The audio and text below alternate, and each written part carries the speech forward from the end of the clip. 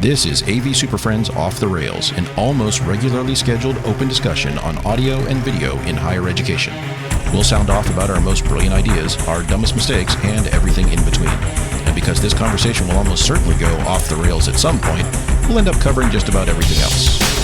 And now, the AV SuperFriends.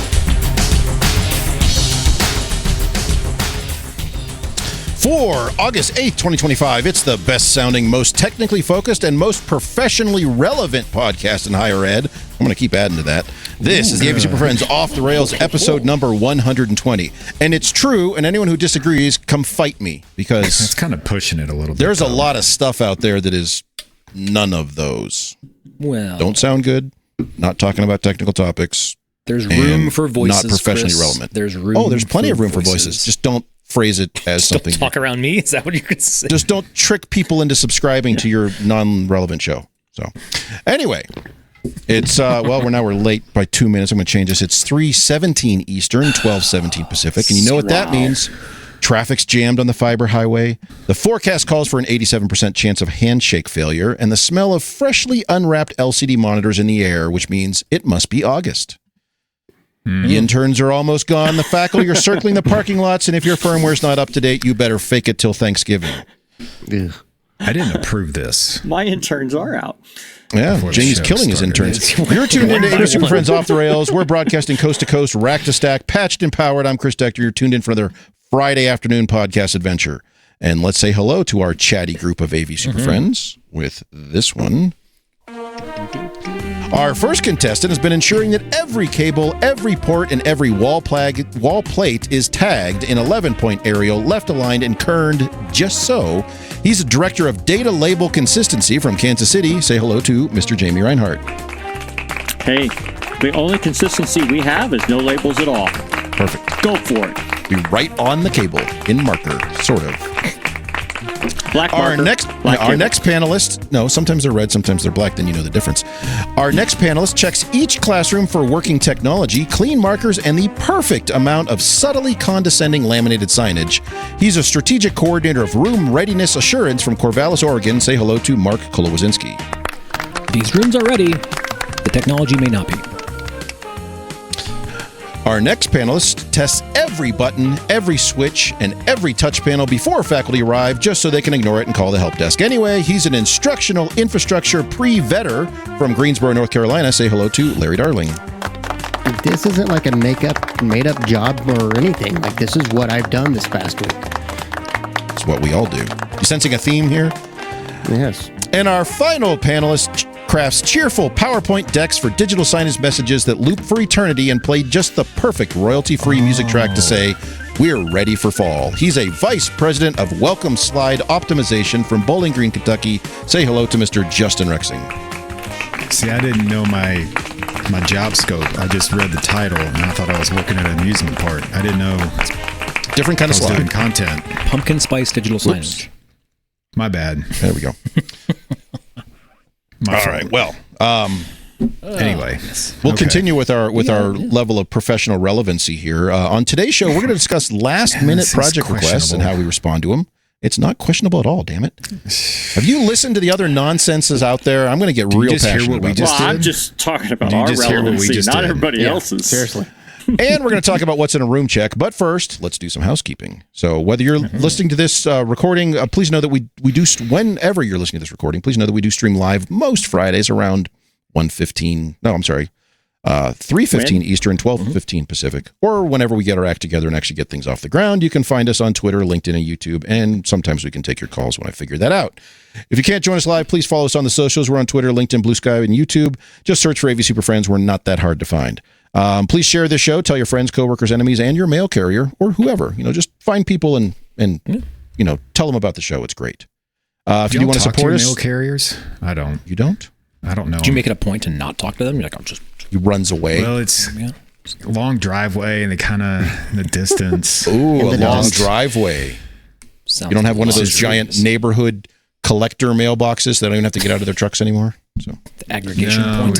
we don't have that. if you want to support us, there's a donation link in the show notes or at avsuperfriends.com. Every little bit helps us to keep the lights on and keeps the nonsense flowing. If you have a topic you want us to talk about, hit us up at mailbag@avsuperfriends or on the socials aforementioned. Just search for AV Superfriends. You'll find us out there.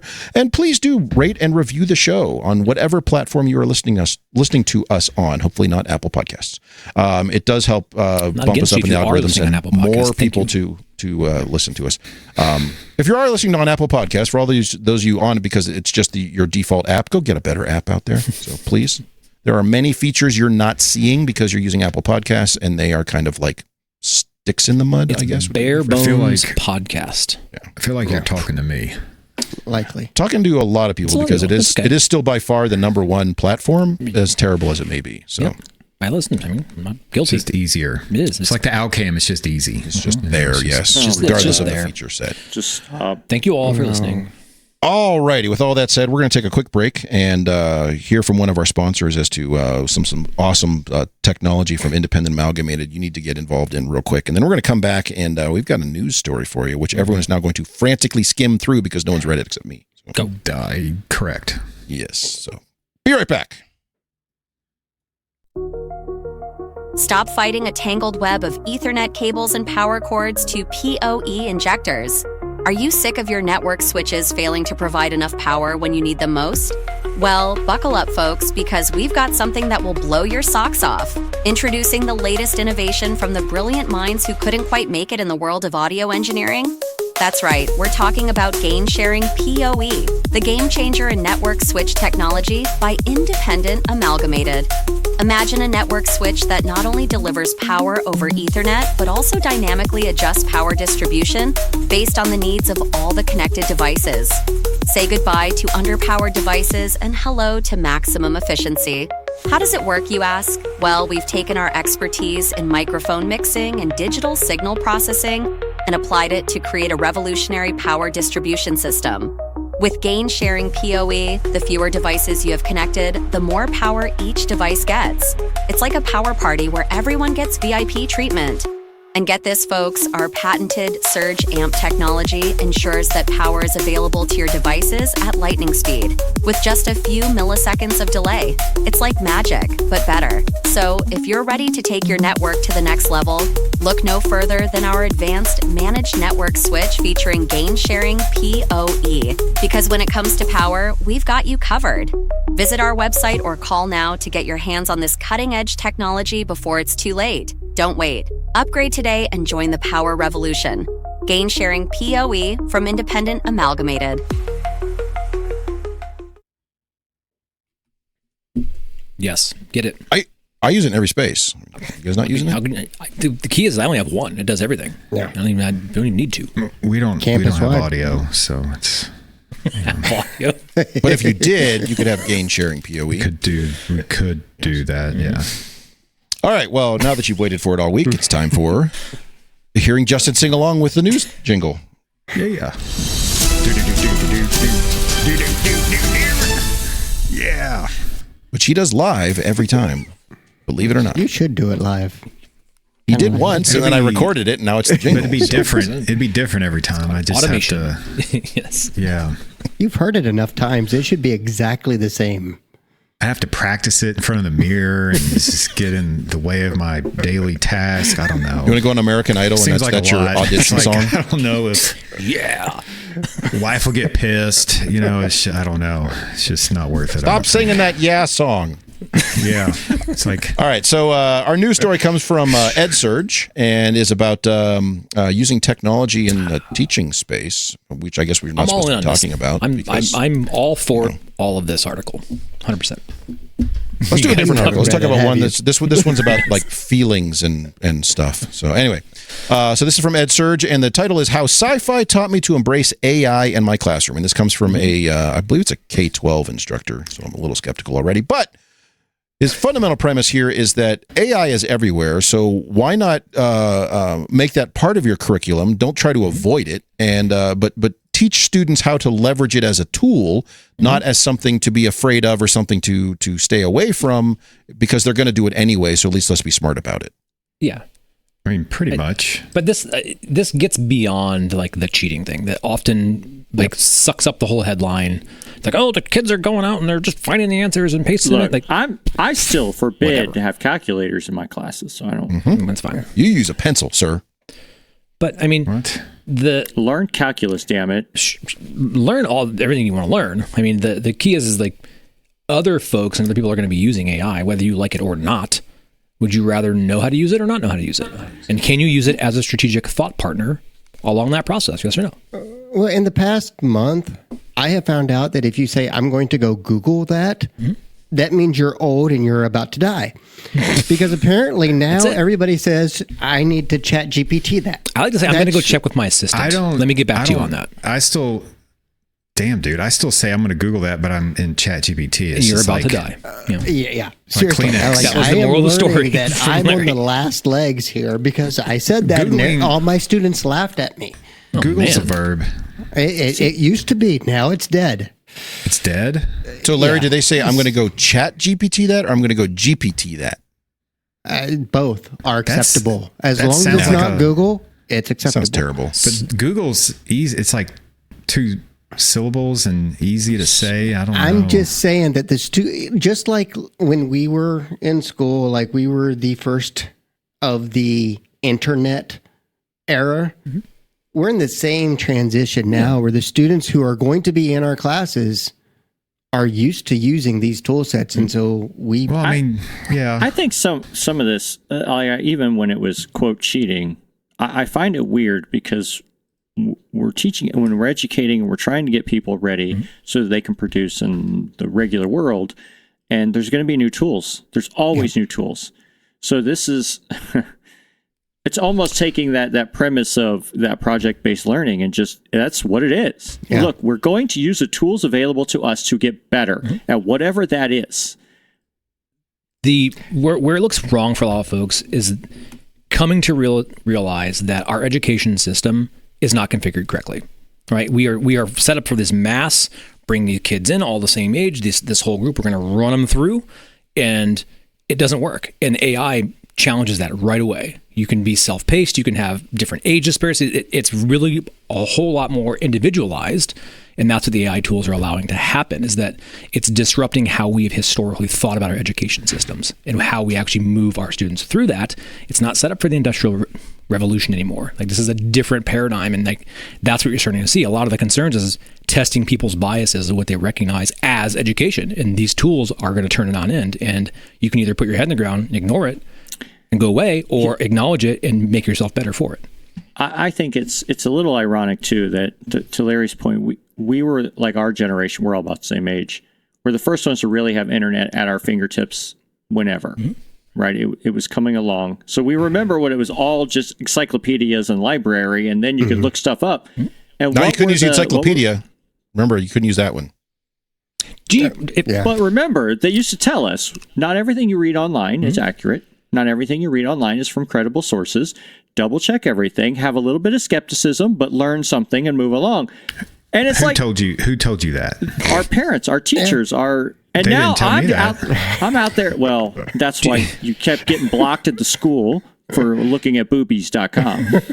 But do any of you remember the worked site on typewriters? Otherpeoplespapers.com? Does that ring a bell to anybody? This is like back in the 90s. This is like, and you could just go on there and search entire like papers and download just them. Download somebody's paper. That was what LexisNexis was for. You go get the papers from there and just change the title. I remember like we had internet well before a lot of folks in our class. I'm like, bro, I can just get you that paper. You want to get that paper? I'll get you that right now, man. Like, you stealing papers? Whole weekend. That's what you did in Pennsylvania? Yeah, it was Wild West out there, man. And you couldn't use internet sources because they couldn't be. You had to use book sources for all your research papers. Anyway, the thing is that the irony here is that we're in that same boat again.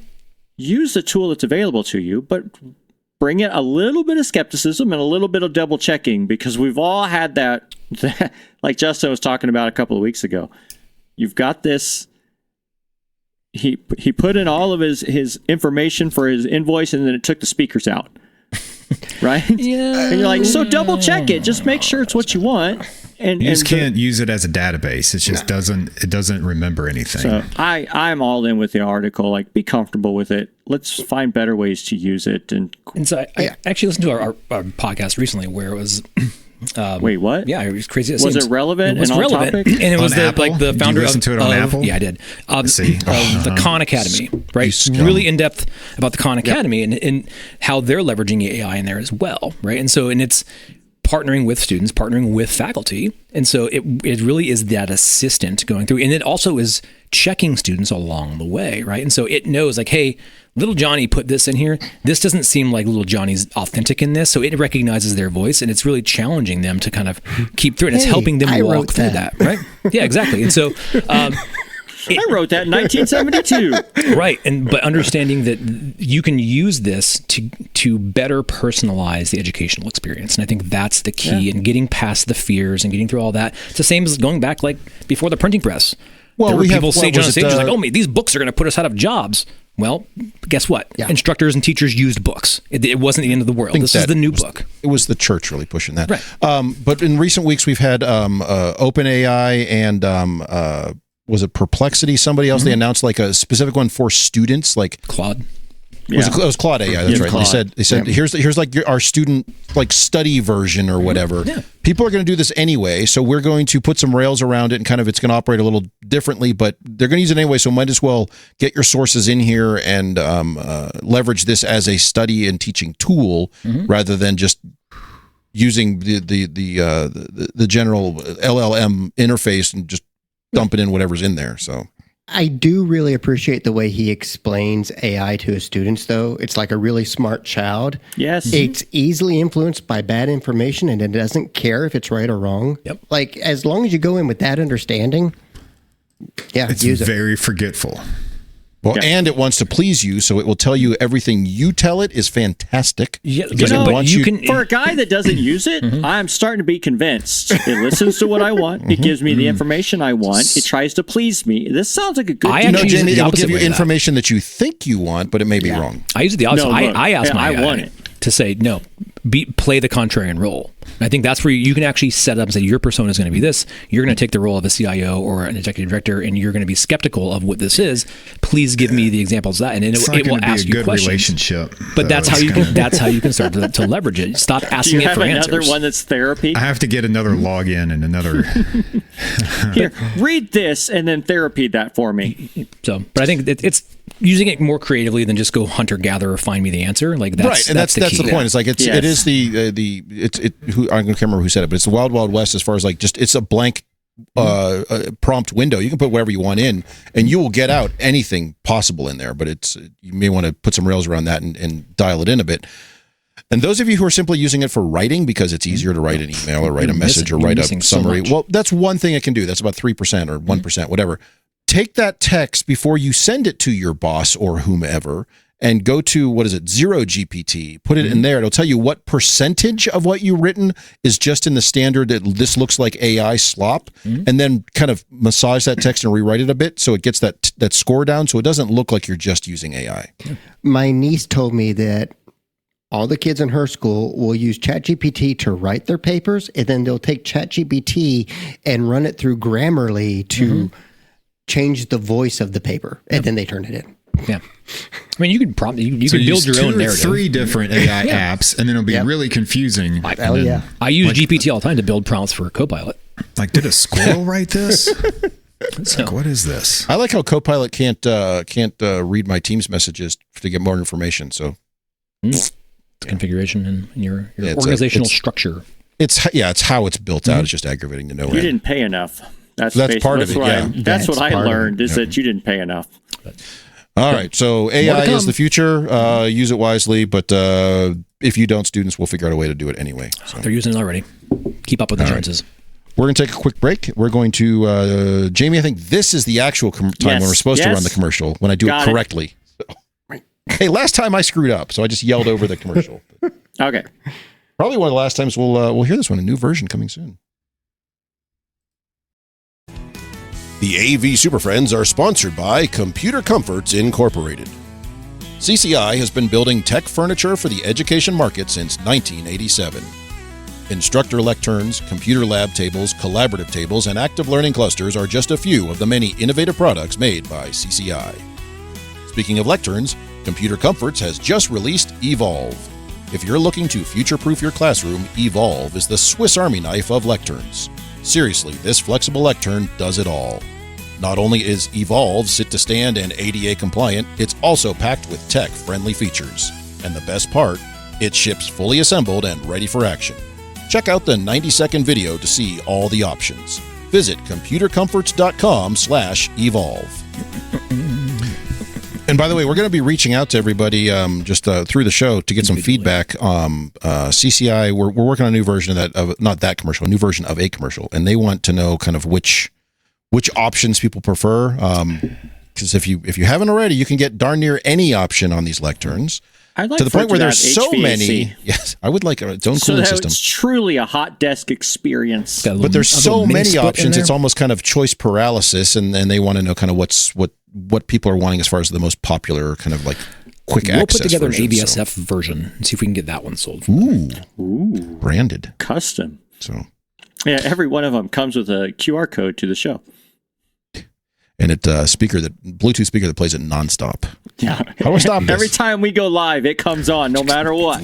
With a battery backup. So, Yeah.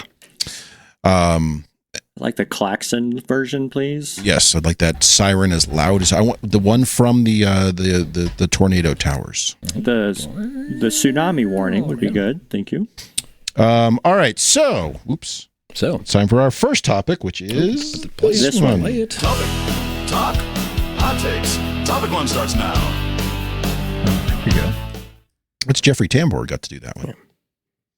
All right, so the first topic for this show is that those last minute project requests. It's summer. What? Some of us on this panel will be bragging about how we did all our summer project planning in December, which we know isn't true. Who? Which but one? Some people will claim that. Larry. I did, but I still got 2 of these requests this week. See, so we kind of, in general, what's a safe number? We're 2 to 3 months ahead of where actual projects can start at the minimum, right? Kind of like you're at about there. You're in that kind of like 8 to 10, 12 weeks minimum real time from the first contact until you're like actually installing or building or putting holes in walls. In an optimal world? Is that what we're talking about? In general, in a very general sense. Ish. Some of those projects, if they're tied to classroom spaces that are scheduled for classes, you're 6-8 months out on some of these, depending. Mm-hmm. But being summer, we get those last minute requests of like, is there any way you could possibly sneak this in? And I'm curious, how do we all respond to it? Because we all clearly get those requests. No. It depends who's asking. There is truth in that statement, Larry. It does depend You're not who's untrue, but there are certain folks that make the word no much harder to just say that way. Almost impossible. We Almost allow impossible. them to say no to us after they ask that question by laying out all the crap that we have to do and say, is your I find that most people don't give a shit about that. The than- people that you can't say Oh, no they to do. really don't care about what you have on your They calendar. do. I agree When with it's Mark on this. when it's a stadium before the first football game, it's I mean, I find that most clients at large really don't care what's on your calendar.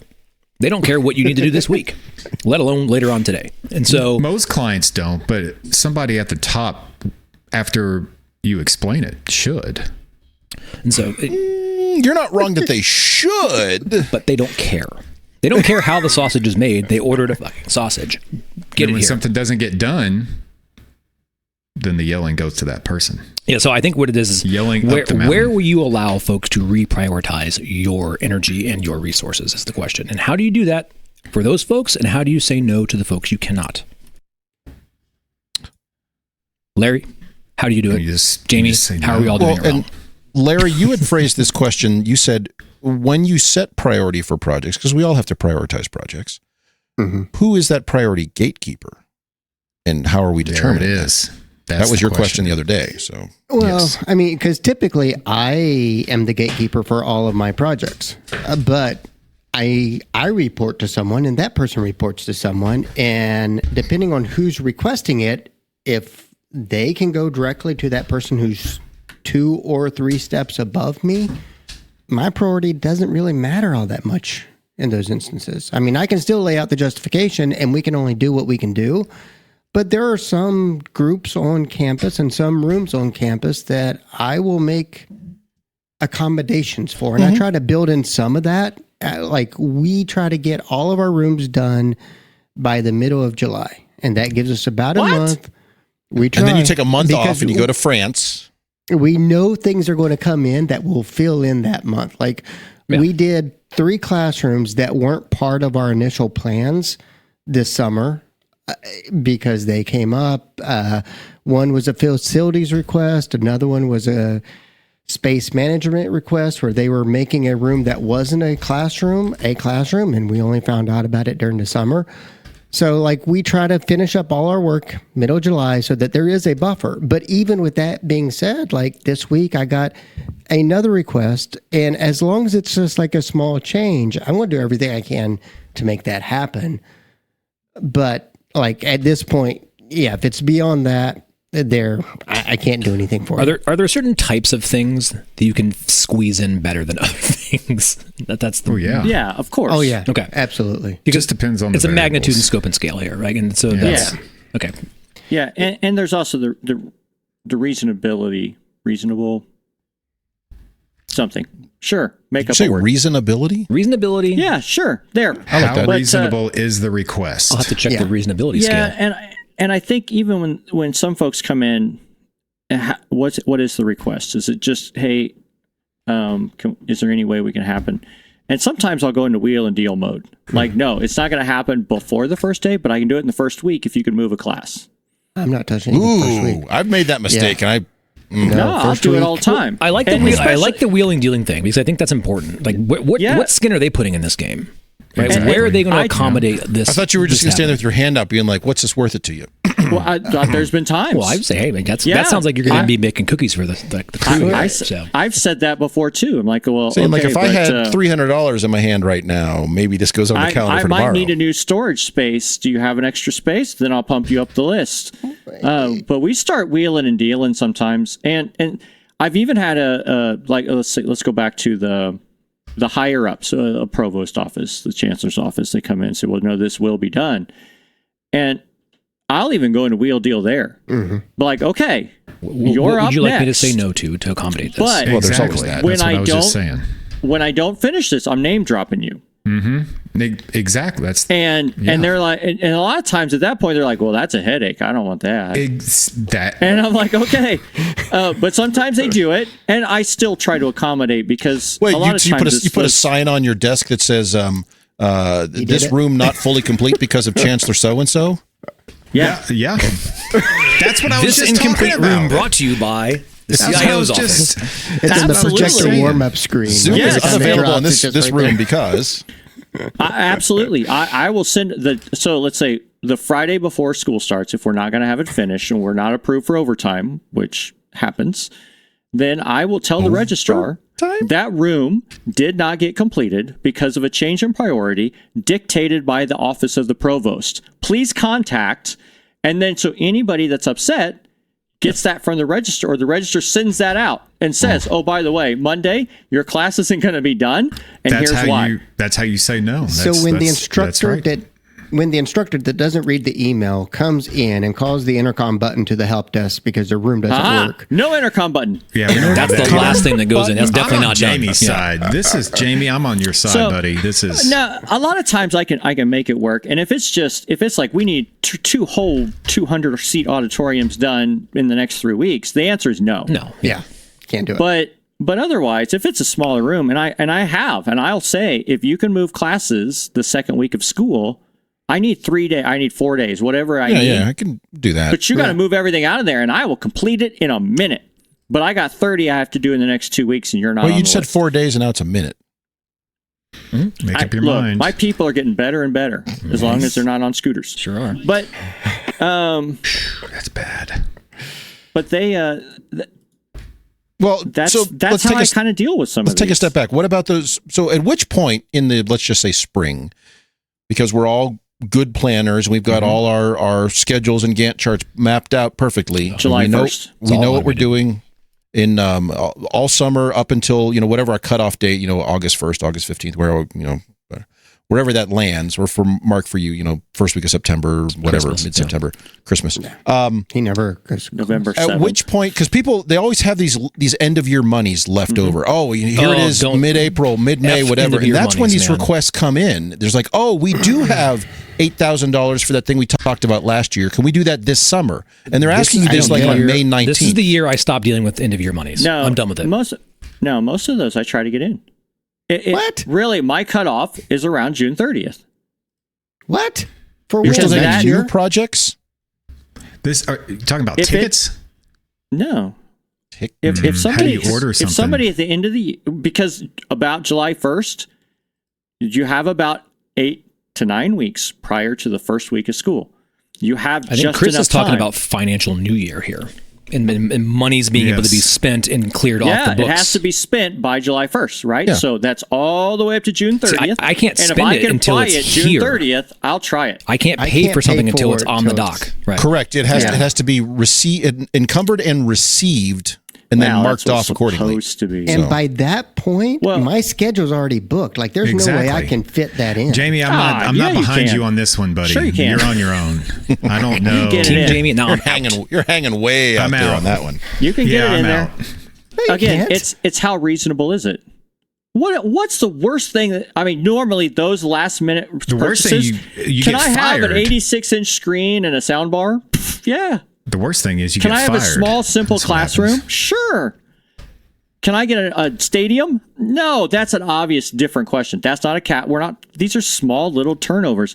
End of year money usually isn't great. It's not giant. Delicious turnovers. But your classroom requires a lectern. That's 6 weeks. Like, I think that's not something. Unless you just have a bunch of them, Okay. which I do. But again, Well, you we look can't at this. sell those If to it can be done, Well, I'll try to get Do it in. you all get if it like can be done, I'll wholesale try. classroom requests at the last minute? Is that Yes. a I've common got a you do? couple of Okay. those. Occasionally, Sometimes, not a lot. So that's where that we'll get like July comes in. the errant. Oh, we're gonna like do an abatement in this room. Can you accommodate? Remove the stuff and clean up, put it back. That happens more often than like, I forgot to involve AV in this project. Well, there's that. Yeah, No, I usually got it's 2 of we've those already last removed week. your stuff and there's a bunch of wires hanging out of the wall. Can you come take a look at it? Yeah, that's not head fun. shears. You just have to deal with that. Yeah. But no, I got one this summer where we got a request for a room, and it's kind of a strange, specialized semi-lab space. The door is always locked; you can never get in there, and we're kind of hands off on it. We got a request from the professor who runs it, and he says he got some grant funding. Is there any way we can do this year? And I was just like, dude, there's no way. But to Jamie's point, we were able to wheel and deal, and because of the nature of the space and the limited student population who uses it, all the classes run through this one professor. And he was like, I can move classes out of this room for a week if you guys need it. And I told him, okay, but this is going to be October. I'm not even going to try. Yeah. And if they're wedge this in there. accommodating, you kind of want to help them out a little bit more. I will. But he recognized, and you could see in his face, he done. recognized that like he's asking this question in like the third week in June. Is there any way? I'm just like, The fast element is not cheap. Yeah, and That's the equation. I just look at it like I look at the whole project. Right? Can it be done? Sure. Let's see what we can do to make that happen for you. To Larry's point, like if I have to order custom furniture, hell no, it's not going to happen. But we tell them that like it's a 12-week lead time on furniture, and you're 8 weeks out. There's no way. And that usually, but I try to accommodate a whole heck of a lot that I probably shouldn't, but we do anyway. Yeah, we hear about it every week. Yeah, and then you don't show up for the show because you're working till midnight on Fridays and all this other crap. It's all kinds of work. But Keeping those working for relationships that weekend. intact. Yeah. Yep. To go to Mark's point, though, like about the fast option not being cheap, like if it's a rush job that they absolutely have to have and I don't have time, Farm it. that's when I will call in outside integrators. But those but that just they're adds more busy work to too, you. though. They're trying. It's my work, but I keep my guys protected like I that. think 'cause what I can happens is PM it and I can program it. The folks that do that ask, right? And they learn the value of the service that you're bringing to the table. They're calling you for a reason to begin with. Yeah. Right. And so they're like, well, I'll call you because you guys do this and blah, blah, blah. And it's going to be cheap for me to do that. But they've lost sight of that, the quickness and the speed piece. And it's like, okay, well, let me introduce you to insert integrator of choice, and you can now understand the total value that we're bringing to the table for the organization. Total cost. And then they understand, oh, wow, next time I guess I'll try to involve you 6 months prior. Now, going back to the creative wheeling and dealing, like there's sometimes when people can be accommodating, and it's like, well, we need to get the stuff here. Sometimes I'll do a multi thing where I'm like, I will spend it. I will spend your money, and then we'll store this somewhere so that we can get to the. And I've done a number of those this summer to like, hey, your request came in April. We can order gear and receive it, but we can't do the installation until X date. Correct. So I have a storage room full of stuff. And you'll be on the calendar. We'll give you boom, you're on the calendar. It's just not going to be during summer. And that's when you kind of get to that. Now, if they're unreasonable, like it has to be done, no questions asked, then the Justin's hard answer of no, it can't be done. And then, I'll give out the integrators thing. And then, it's one phone call and they're like, never mind, I'll wait. Yeah, then they come, what? Turns out we're going to be able to find a couple weeks for you in October. And then, exactly, because it's $15,000 otherwise. Yeah, a lot of folks. I look at it, and so the grant funding one, right? These ones that like I said, July 1st, maybe they did order the equipment or they got a grant or they're trying to bridge that gap. Like, I'm going to order the equipment here, but I'll pay your labor there. Right? That kind of thing. Well, that's where that kind of deadline comes into play. We just make it work. I try to take care of these people. Usually their places, the last minute requests is money that they didn't expect. It's usually places that they never get an update. And the final thing is that's usually the room. It's such a royal pain in the ass that I want to fix it anyway because I'm tired of dealing with it. So that leads to another question. The answer to that is no. All right, so you got to. If you're gonna respond to his question, you got to read it. So Joe Way, hey Joe, how's it going? Joe Way, a friend of the show, reaches out and he says, "Do any of you charge based on time? We give quotes based on how much time, i.e., 3 to 6 months, normal cost, 1 to 2 months, premium pricing, less than 1 month, sub out at close to double. So basically, prioritizing based on how much time is available. If this is something we can slot into our that's actually not how I see it, though, Chris. I see it based upon the rich get richer. So the more money you have, the quicker your projects get done. So with us being a ramp model and everybody's got their own money, that you would have pitchforks out there just. Can I just do it as a service, Joe, and just give you the premium, and you're just standing by at all hours, so I can just do that whenever I want? If everybody had the same amount of money, then yes, that would work. Yeah. Like if everything was equal. Like then people could choose. Like so I'm going to spend more of my budget. Then that would work. That's an interesting business model to say. Like here's our regular service fees, but if you want the rush install or something, it's more expensive. So I haven't thought of it in the way that Joe put. I kind of like it actually, but I guess I'm doing that inadvertently. Is that we have a lot of general scheduled classes. It might be in a professional building. I'm responsible for replacement of generally scheduled stuff. If said professional school says, we want to replace that building, when are you going to do it? Well, on my general scheduled replacement cycle, you're 3 years out. But if you pay for it, I'll do it tomorrow. Yeah. And all of a sudden the money, that's that rich get richer. So I don't necessarily, I kind of like that idea of saying, hey, if you're a typical planning period. Are you all doing cost recovery on your time? I think that's the question. Fundamentally, only certain places, right? And so we try not to. We really, really, really, really try to not. I know you don't. And in my opinion, I think it's. I will say this. I'm split on it. I think it's a great service to campus. I think it also 100% devalues your service. So it can. The way I look at it is. Okay, so our funding for our installer and programmers got pulled and said, hey, you either have to fire them or figure out how to fund their positions. Recovery. So the only way that we could fund their positions and keep them on without firing them is charge departments. Yes. So certain individuals, not everybody, of a project gets labor charged because they were about to get fired. Like my labor, design labor, project management labor. I don't think it was phrased exactly that way, but I see what you're saying. We don't charge for that because I wasn't, on the chopping block, if you will, because of budgets. Yet. But if my position is chopped, then we're going to have to charge labor for my work that somebody's... You become a service center in your revenue. Yeah. Like right now, we're finding that we're not in a service center. We do have a service center that we can operate, but it's not really for installation and all that stuff. It's really for events and a whole different gamut of work.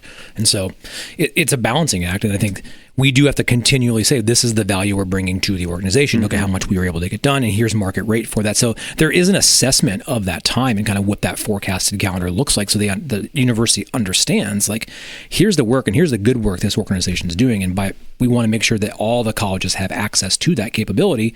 There are departmental and GP rooms, and we try to do everything we can to not have to nickel and dime, because fundamentally you're just taking university money and just moving it around. Hey, every time I design Monopoly a building, money's fun. Yeah. The way I look at it is every time I design a building for campus on a capital construction project, I save the university $200,000 per project. Yeah, because we run, even when we charge at slightly less than market rates. And that's one of the things, as I do big projects and they go out to bid, one of the questions we ask people is, hey, what do you charge for the following services? For design, for engineering, for install, for service calls, for after-hour service calls, all that stuff. So we have numbers. So every couple of months, we're getting updated market rates from multiple bidders on that. So we adjust our fees accordingly, but we still come in under. Again, I think it would be great if we didn't have to charge, but I think it devalues the services you provide. And we see the opposite, Mark, to what you described. We do charge, and I say charge with the most condescending air quotes possible for event services, to the point where the staff who I send out there lose money to be there. Same. Which means we get tons and tons and tons of last minute event requests because it's $30. Yeah, we need it tomorrow morning. Really? My question is, if your positions are funded by the university, then if you charge for that labor, what are you doing with that money? Because now you're for profit. It's not our primary purpose, though. Our primary purpose is not events. It is to support classrooms. Well, I mean, I get the events, but let's say you're saying that if I charge for labor, classrooms, right, exactly. or AV for your we're not daily allowed stuff. to make money on our labor. We can't. Yeah, no. So what do you mean? So do you charge for labor then? It pays salaries. Well, even if it's so it pays salaries because your salaries aren't funded by a central pot. But we have a core contingency of folks. My question is, for those who charge that are centrally funded, what do you do with that money? Like, how do you validate that? We don't. Lamborghinis for profit. We don't. I was going to say, does that exist out we there? Technically, for the university? if so, here's the instance where we would charge. If say it's going to be a departmental space and they're giving me a hell of a time, they really want us to bend over backwards and do this space. Like, you know what? Fine, we're going to do it for you. We're going to accommodate it, but we have to charge you for labor. It's going to come in. It's going to go back to the organization. We're not going to see it. It's not going to go to our people. It's not paying. It goes to the general fund. It just goes in. Yeah. It's not. They're not. But it goes to your department, or does it go to the central fund? It goes to, it's a JV'd internal index and never comes back to our organization. There, ours is basically labor cost recovery, because our labor is supposed to be dedicated to keeping the university classrooms running. If we get down that road, it's time and materials at that point. We have a bunch of service agreements too with different departments, so that we just fix it and there is no labor charge at that point, which is the best way to go. But a lot of that goes back into helping support my employees, because I can hire more if we're doing that kind of work, right? I can have a programmer, I can have a designer, but sometimes it does hit my account, and I can upgrade somebody else's room with whatever that surplus is. So by the end of the year, it all gets recycled right back into the classrooms. And I have so many service agreements now with everybody that I don't have to do that often.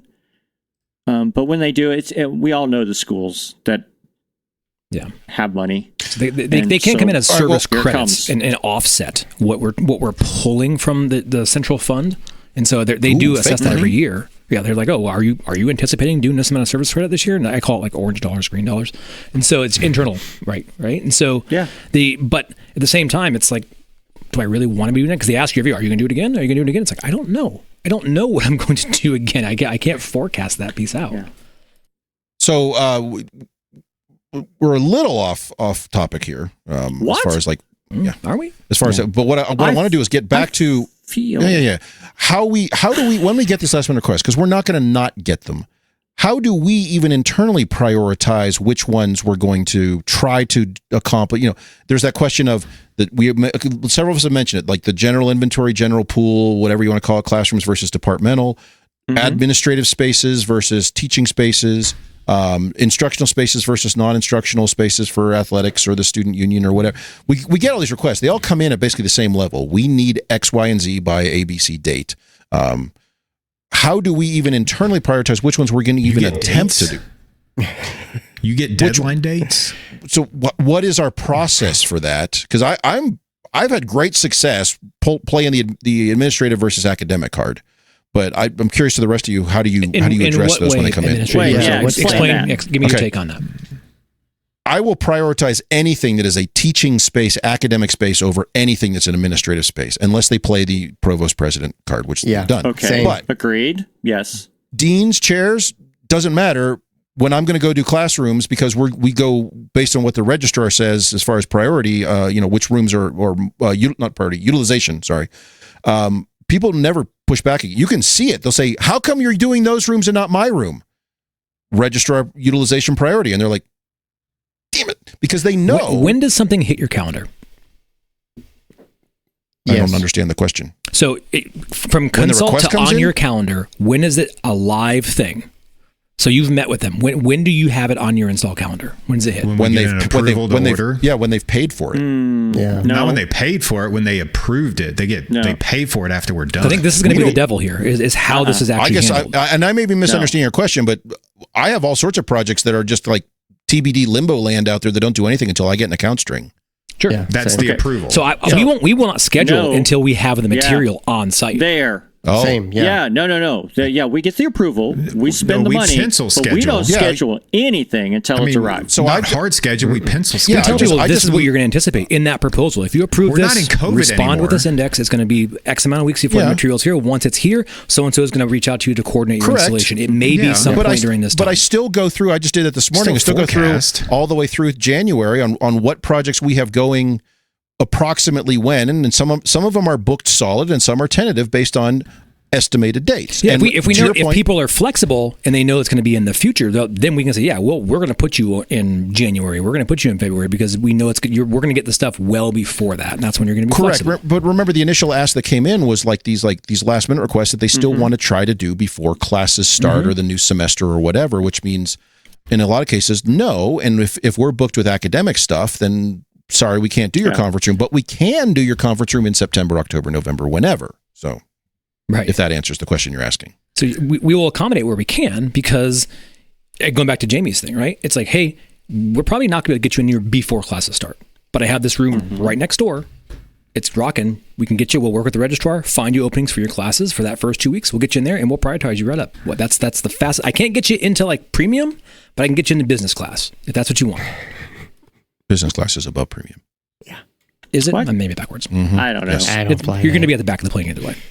Yeah. Spirit Airlines. That's in the economy basic. Yeah, if you're in Spirit, the whole thing is economy basic. You don't have a seat, dude. Yeah. And you're going to get in a fight at the check-in desk. It's true.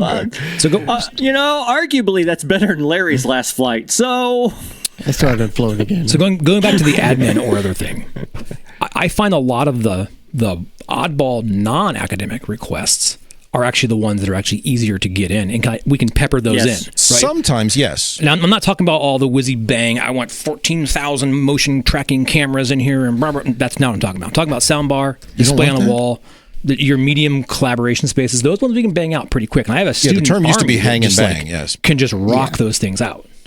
Now, I will have those on like a soft schedule throughout the summer, that if we get done with our classroom spaces on Wednesday and we got a couple of days free, I'll work with them. Those are known as ankle biters, and they fill in where you have gaps in the schedule. Like wherever I can put those in, I can put those in, but I let them know up front, summer is dedicated to classroom spaces. If we can work you in, great. But if not, plan for this to happen middle of September.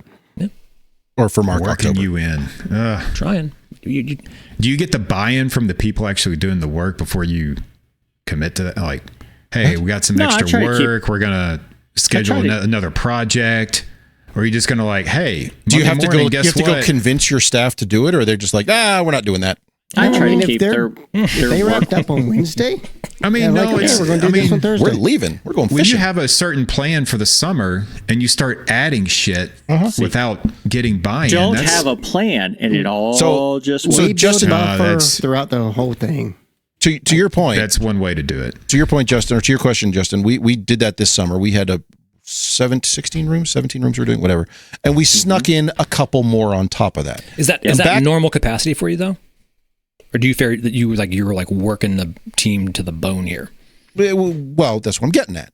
Comfortably busy is what I call it. When I'm comfortably busy. When we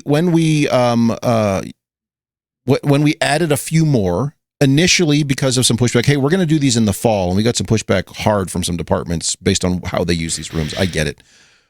Unfortunately, we agreed too many. Like, we can do that this summer, and it became too much. So we kind of figured out what our capacity is and just like, this was too much. It's a pain. So we're going to be right up until like Friday at 5 p.m. before classes start to get it done, which will get them done, but it's never a comfortable situation to know that that's what the next few weeks are going to be like.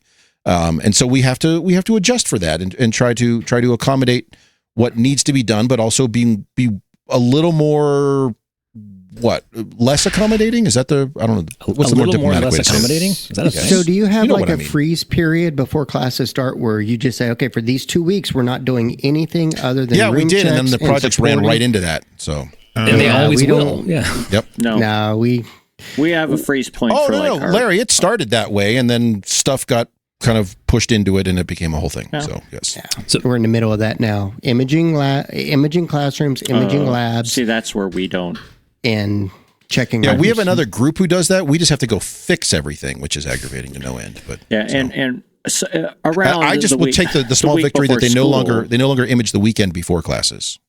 Yeah, They just and push the somewhere image, they around don't the week test it. before school. I'll release the part timers from the project, the installation work, Like and from a they're cage? doing all the checks. They're doing all the Yeah. certifications. But And that's what students are doing for me right now. It's like, we need 350 spaces checked in the next week and a half. So jump on go it. get it. I do want to Get your acknowledge steps in. the post here. scooters. This post up again. I'm going to throw it up here again. Because do you all get this one often?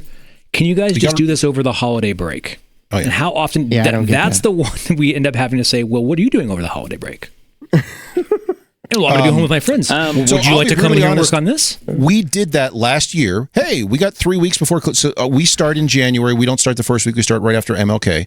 So we did that the first 3 weeks in January. We had, okay, let's do that. And my staff not only about murdered me, but I even lost an engineer on it. We haven't found him yet. But that bind, I left IU because of that. yes. No, and so wait. I think hold on. You don't do anything during that time.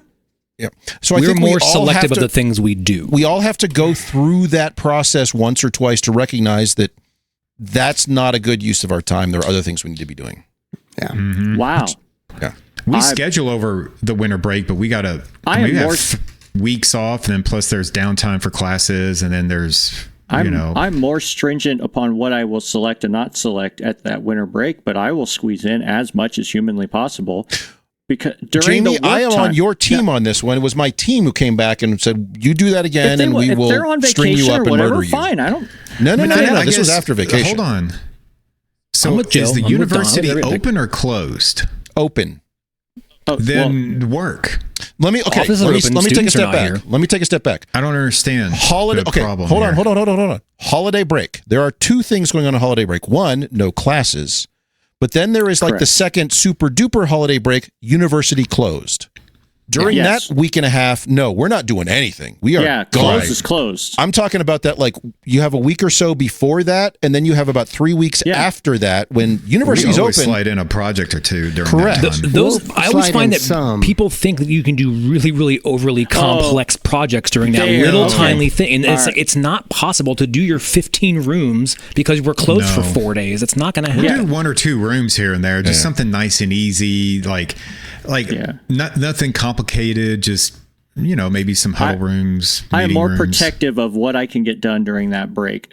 Thanksgiving's the one that gets us. Yeah, I've been burned by that. I don't do anything. Thank- Those are Thanksgiving- tickets. I've had the most That's stress in my life Thanksgiving's over the one- Thanksgiving over college because business. everybody looks at it and says, "Well, you have 3 free days there," Yeah, there's no classes And- all week. Go get to it. and that's where I have more arguments Yeah. with folks. Yep. It's like, okay, you're right, but if I don't get it done in those 3 days, It's not really are you 3 willing days. to sacrifice your first odd week day. back? It's like 1 day because the first day's set up and you get, and then really Well, get I going. The just- second day, third day is program and test. Oh, like, first then day we it's- just move gear over there. You're Second done. day we just Yeah, unpack yeah. things. Third day we're all Sometimes taking that off shit early. happens. So You're like, Yeah. what'd you do today? Well, we moved stuff. Well, But Watching the parade. Chris, those 2 holiday breaks or spring break Yeah. is the same. Yep. The same. Those I'm much more stringent. I'm much more particular. I'm much faster to pull the no card. Yep. This summer, right before school thing, if I can accommodate it, I try. Like a soccer card, you have one? Just like bang? Nope. I actually have 4 or 5 of those. Nice. Okay. I can just see you out there. Nope. Holding up the Nope. card. yeah, it is a challenge because we all want to do as much as possible. We all want to get stuff done, especially in. I can't There's a remember who limit. mentioned it. Jamie, it might have been you. It was like, we know that space is terrible, and I personally want to fix that space. But Chris, there's But- going to be classes in here. Well, The kids. I had that one from one where I kept VEing the system down to like the absolute minimum stuff that had to go, and then we got that request like, well, this is still too much. Let's just replace what needs to be replaced. I'm like, that's what that list is, and I'm already leaving stuff in there. Anyway. So it was, well, I was cutting corners to like, okay, we can leave your existing projectors, we can leave your existing microphones, we can leave some. And it's like, I'm not comfortable doing this, but we'll make accommodations. At a certain point, it makes it worse. Like, nope. When you're trying to like leave things there, you're just trying to like work around that crap. So I've run into that in recent, like in the last, say, year or so. Hey, I've got a bunch of, and we all have them, the dingly-dangly golf ball microphones, which are fine microphones. For golf, for golf. They all talk over a digital system to high-quality digital signal processors. They sound great. And we thought, great. As we remove these, we can reuse them, but the amount of effort, energy, and time to put those back versus putting in a single array that does the entire room, those are all gone. So Anyway. Well, we've gone way over on that. So any last thoughts about our last-minute project requests and how we respond to them? Could you guys accommodate this, please? Just say no. Just like I'll see what I can do. No. Man, I feel like a sleazy car salesman. I'll see what I can do. Let me go talk to my manager. Let me go talk to my sales manager. Really, it's more like the dad card. Can I have ice cream? We'll see. Ask your mother. The answer to that was no. Yes. But you don't want to say no. But you're just like, well, it depends. We'll see what happens. Can we stop by McD's on the way home? Yeah, we'll see. We have McDonald's at home. I missed the turn. I forgot. The last time you didn't need it. Yeah. Let's take a quick break. We're going to come back and we're going to talk about continue on preventive maintenance. We're going to talk about room checks. Stuff to talk about. Yes, we always have more stuff to talk about, Justin. Remember, this is the most professionally relevant show that's out there. So. Questionable.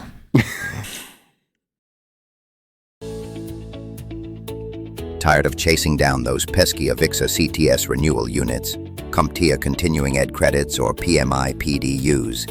What if I told you there's a better, totally legit, absolutely not questionable way? Independent Amalgamated is proud to introduce Cred Exchange, the underground marketplace that takes the pain out of certification upkeep. Buy, sell, and trade your hard-earned credits with professionals just as savvy as you. Need bulk credits?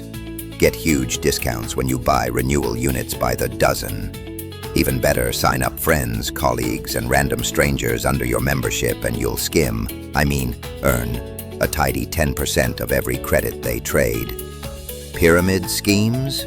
Nah, it's a pyramid of possibilities. Act now before your certification expires and your dignity follows suit. Cred Exchange, because your certification should never stand in the way of your career ambitions. This message is definitely not endorsed by any of the issuing agencies. Terms and conditions are shady at best. Well, so Cred Exchange after that discussion, I feel like that should be part of all of our contracts after our discussion. What? Your date is shady at best. How about August? Maybe September. We just ran a commercial using the word shady. What? Justin, I'm not going to go into your business practices. Professional something or another somehow. Hey, look, commercial's a commercial, man. Independent Amalgamated throws tons of money at us. We'll run the commercial all day. Okay. All right. So for this one. Topic 2, it's short and sweet. 5 to 10 minutes and can be. Because you guys hate it. Me here. Jeez. Okay. All right. So preventive. Well, you guys went way too all that stuff. What? You guys started talking about like budgeting, stuff? how your stuff is all put together. So don't do that. All right. So for this one, it's kind of like this came up as far as what does preventive maintenance mean? I've seen listserv messages on this recently. Hey, what are we doing for room checks? Or how often do we check? I'll be brutally honest. When I got to Wyoming 4 years ago, they did room checks once a year, sometimes twice, right before the beginning of each semester. I'm like, you're just leaving them hanging out there until you go in before every semester, which I found to be, kind of strange and anathema, and said, yes, I said that. Why don't we just do this continuously? And that was kind of like, that's when the instructors check the rooms. Yes, the instructors check every day. When you get tickets. And if there's any problems, they tell us. It's a punch item. And they have to fill out that form just as fast as everybody else. So for the most part, and it does slow down obviously during the summer and during breaks because we have other things going, as we just discussed. Listen to the last 45 minutes. You want information on that. for the most part, we check rooms continuously all the way through to the point where we even have goals as far as how often, depending on what type of room it is, we're actually checking. So what about it's a y'all? schedule. Get out there, get those students going on it, right? They're out there doing their checks monthly, weekly, as much as you can. Catch that stuff. They get to learn what's out there, learn how it works, how it doesn't work, if it's broken, if it's not broken, how to replace it. But then they have the check sheet, and this is like kudos to Lawrence, Cam, Don. They run this whole thing, and they're out there doing it. And Don, yeah, he's out there. There's a bit of like mystical arts to scheduling that when students are available, when the room's available, getting in and getting that cadence right. And that's actually, I guess takes a little bit. Does Lawrence and Don, do they schedule that for the students, or do they make that the student responsibility? Here's the rooms you have to get to and what fits for your schedule. Yes. It's a bit of both. They try to put those schedules together and balancing a host army of students and when the rooms are available and what's going on the weekly basis. It's a lot. And creating that per term, it's a lot to get to, and it takes a lot of coordination to actually get it right. we try to get to every space during the normal school year. We try to get to every space 2 to 3 times a week. Now, you get interrupted by trouble here, trouble there, or you can't get That's a lot. 2 to 3 times a week? 2 to 3 times a week? So, yes, I will. Larry just exploded. Really Larry cool. just migrated to a nuclear site or something. Where'd Larry, you go? whatever you did when you answered a phone call on your system, it broke everything. So was that Teams? Busted it. Anyway, Microsoft helping Larry out. Larry, you're all jacked forever. up. It is. I'm out. Wow, You were on the wrong mic. Whoa. You were on Larry's like in a some. cave. Yeah, your mic he's switched. done. I think a but Teams call came through on Larry's computer and broke everything. That's part of why we have our student part-time workers is one of their responsibilities to check all these rooms. A lot of times we try to get them in early, like that 7 o'clock I was going to hour. say, Jamie, talk about that because UMKC is unique. I've never found any other campus, and I've worked at all of them. I've never found any other campus that uses the same model of having people in as early as like 5 in the morning to address some of these things with the goal of checking almost every space, almost every day before people hit campus. There's no way. We used to, and it was There very are some successful. campuses do that. They do readiness checks and they do like daily. It's a thing. We We have a full timer that comes 700-800 and, rooms, and then we have 3 to 4. They don't check every single administrative conference room, every single departmental we have space. that many classrooms probably. But- it's But we have and some part timers that come in early, and one of the bonuses for them is that their workday's done early. They can have another job somewhere else, do their homework at night, do whatever they're going to do. That's win-win. You can go home and have another job. you have 2 jobs. Well, you win in life. But that's Like, but student workers can only work 20 hours. And that's sometimes not enough money because let's face it, we don't always pay the best. So go work at McDonald's tonight. I don't care because they pay better. But aren't they supposed to sleep and do work at some like classwork? they're students. Homework? They don't Sleep. I'm just Sleeping or checking. dead. I don't it's hard to keep up with Look, these and things. More we amphetamines. don't do hangover tests when they come in. We just trust that they're sober. Because at 5 in the morning, you're never sure. But we don't. We've kind of moved away from that. So we may have a couple come in like 6:30, 7 o'clock because what we found is the registrar it's kind of changed so a lot of the room are still available up to 8:39.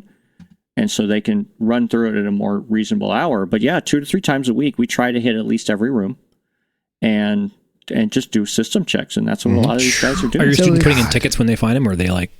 What's your ROI on that? Like, how many problems do you? And is it qualitative Fine, or just and- quantitative? Because that's the reason I send room checks out is to see like the stuff you can't tell through your monitoring system.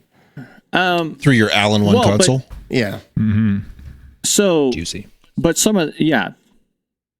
we don't have all those metrics, but that's that red light, green light thing. So even though it says red light, it might still be working. Yeah. We don't care at this point.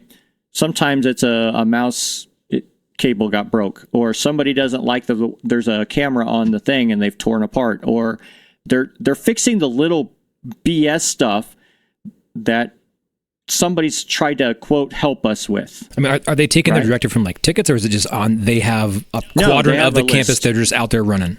You have these 4 buildings, get to as many rooms as you can in the amount of time that you have to work, unless we reschedule you somewhere else.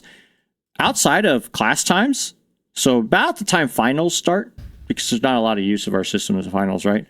We start transitioning them into more like internships, more like apprenticeships, and how to install and how to rack gear. So we don't check much of anything over the summer because we just don't have that kind of usage, and we'll just reply to tickets. But during the school year, yeah, we try to get it all done every day as much as we can. And then we have those important rooms where we have more a full-timer go check, like Chancellor's office. They don't like it. Are you all doing conference rooms too, or are you just academic spaces? Most of it's academic spaces. Conference rooms have their own unique scheduling, keys, cards, access, and usually whatever the administrative assistant, departmental assistant, they're keeping us well informed of what works or doesn't work. Seems like it might be a little bit toasty in there. Can you guys check the AC for us? Yeah, no, it's more like getting in there and making sure that the ass grooves in the chairs are just right. Just getting that all nice and pre-prepped for them. I like the purple one. Where's that? The wheels fell off. Can you bring it back? The system worked fine until you guys changed the chairs out.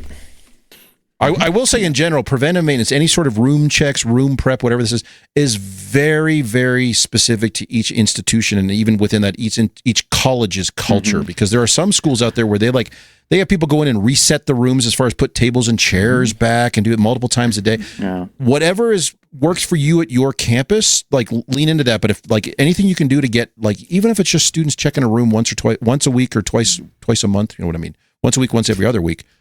Just to catch those little things, like Jamie said, someone unplugged a USB cable, somebody, broke this little adapter, somebody snapped the antenna off the mic. Well, then there's that. Microsoft Update screws up a lot of things. The displays get flipped. Larry just experienced when his mic decided to spontaneously change. No, that's a Stream Deck thing, not a Microsoft thing. But those are the things to your question earlier. That's the kind of stuff that I want those room checks to find. Can you see it? Can you hear it? And if not, now they're not very qualitative, right? They're not saying, "Oh, the colors are off." How did this projector pass inspection? Well, it showed an image. Okay, well, technically that's correct, but the blues are yellow, so or the EDID table's messed up because it's not showing the right resolution. That's the stuff I want to know about. Yeah, but that's all. Some of that's profile based, so we just get the basics. Let's go. And then we'll deal with some of that as it comes in as a ticket. Do you have phones or anything in your rooms that ring back down? Or no, we don't have ring back down. That's one of the tests too, making sure that stuff's in place. Because man, we don't get any calls from that classroom. We do intercom tests in every room. We don't have any of those. Ours we all used to, but then they stopped paying center. for it, so I just took them all out. Yeah, nobody couldn't afford them, so you had to take them out. Oh no, they could afford them. I just didn't want to. So do you? That begs the question. I mean, it's a different topic. That's a whole other show. Yeah. Do you have any real time mechanism for folks to communicate back with? Yeah, it's called your cell phone. Oh, okay. Yeah, really? Cell phone. Deferred. All right. Yeah. Good luck. Right. Put in a ticket or run down to the office associate. And but the computer doesn't log in, call. Jamie. I can't get to put in the ticket. So there is that. Yeah. No, I get it. I think it would be great to have a phone in every space, but before I got there, they had phones in many, many spaces, and they had long since stopped paying for them. So the phone when I got there were phones still physically in the space, which didn't do nothing. So I hauled all those off. That's so fancy. Yeah, you should just wire it all up as one fancy switchboard. Well, the funny thing is, I had these were like those Cisco VoIP phones, and I had this giant crate of them, and I took them down to our telecom guys who were doing the phone systems on campus, and I was like, "Do you even want these?" They're not even compatible with the new stuff, so no, toss them. So we gave them to you to get rid of them. We've been selling them in rooms to hide them. So we haven't had those in 20 years. If we did as tells many you when room these went checks as in. Jamie, we'd just be peeking our heads in the door. Yep, the AV's there. It wasn't stolen. I'm still testing the sound in this room, and there's no projector still in the ceiling. It's kind of like me and a couple of my cars. I'm like, damn it wasn't stolen. I mean, that's all. Yep. That's all we would have time for. I will say, just in general, we do leverage, and we've talked about it a number of times, but we leverage Talem 3's LSM, Learning Space Manager, because it does assessments, what they call room checks, but it does assessments. You can build them out, customize them, different versions. We're leveraging that for even commissioning now, and we're making sure we're doing the same commissioning checks in every space. But it's great for the students to go in and do that. We pull real-time data from that. We synchronize that with our dashboard. So we can see kind of, hey, zone 3, we have campus zoned out accordingly, but zone 3 needs more people, or we can shift things around on schedules. Because, Mark, you mentioned it, like the scheduling thing. Sometimes, fall semester, zone 2 is just rocking and everything's great. And then we find that same zone, the student schedules have changed, because they do. And also the class schedules have changed. And now trying to get them lined up, we have to do some people moving around. But in general, I mean, they're catching that low-hanging fruit. They're catching that camera that is locked up in the back of the room, and a reboot fixes it. That saves us a ticket. It saves somebody having a bad experience in the space. So I'm willing to pay for that. And I have had, and to the credit of leadership at the university, I have had zero pushback on request for more students to do more preventive maintenance because they recognize the value in it. So yeah, that to piggyback on that comment from Chris, that is my entry point to get them in the door so that I can teach them the rest of the stuff. Yes, you very much so. Because if I try to justify students based upon building stuff, they're like, well, that's why you have full-timers. No, the students are to help me prevent tickets and to respond to low-hanging fruit, and then they get to help me on the other stuff, not the other way around. And so far it works till tomorrow, and I'm sure somebody will listen to this and go, oh yeah? We can cut that budget now. With these scooters. Right. Yeah. Well, especially the scooters. Yeah, the scooter budget's gone. I don't think that's a story we're going to share today. No. Not pending legal Something tells me that that's going to violate all kinds of problems. That's Let's fresh. just say scooters are not a great thing for... Yeah, student transportation is a challenge, so just kind of be aware of what they're doing when they leave your building. So Yeah, no kidding. On the clock. So next week we're going to... Who cares? Next week we'll be back here at about the same time, 3-ish Eastern, 12-ish Pacific, somewhere in there. We're going to talk about our challenges in August and September for back-to-school stuff. Well, we've managed to ruin yet another episode of AV Super Friends Off the Rails. You can contact us with questions, topic ideas, or general complaints at mailbag@avsuperfriends.com. If you complain loud enough, we might just invite you on the show. Nice work, everyone. Sharp broadcast. Really good. Everyone on the floor as well. Really a lot of hustle. I liked it. The opinions expressed by the AV Super Friends are solely those of the individuals and do not represent their respective institutions, organizations, companies, or clients.